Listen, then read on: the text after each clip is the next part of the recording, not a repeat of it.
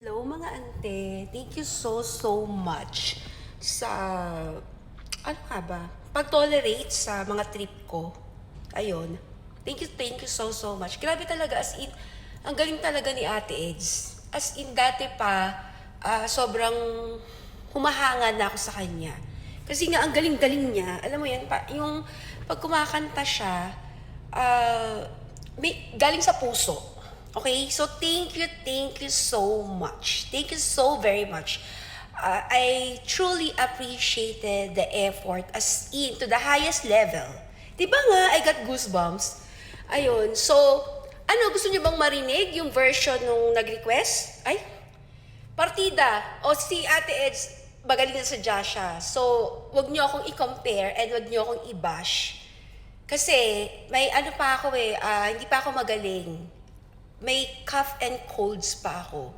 Since we came back from Philippines, that was, ilang weeks na ba? A week ago.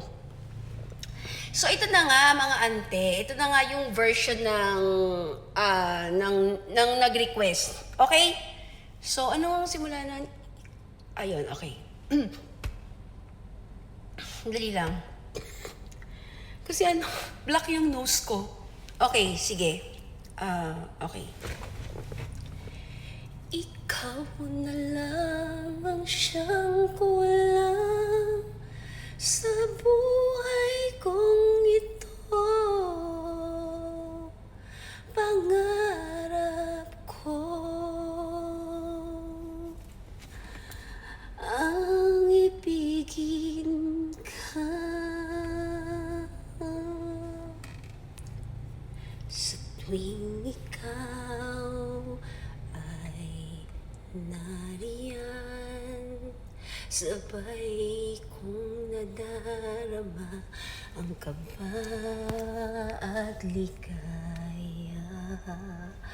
Ang iyong tinguwari ko'y di marinig, pagkat nangangamba pagkausap ka.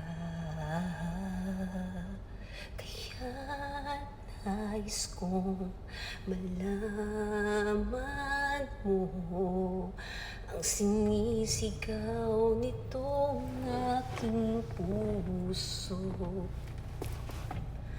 Pangarap ko ang ibigin ka, at sa habang panahon ikaw ay makasama. Ikaw na lang ang siyang kulang sa buhay kong ito.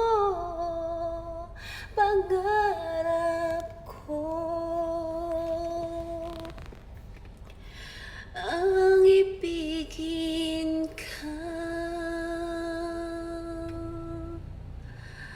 O kay tagal ko nang naghihintay na sa akin ay mag-aalay ng pag-ibig na tunay at di magwawagas.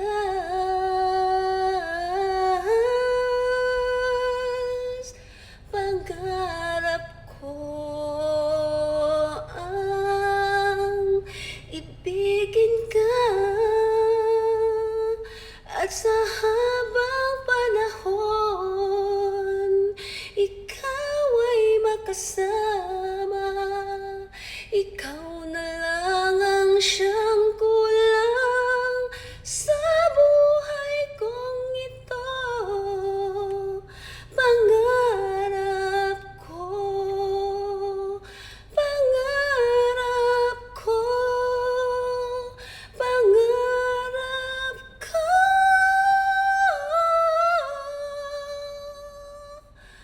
ang ibigin ka.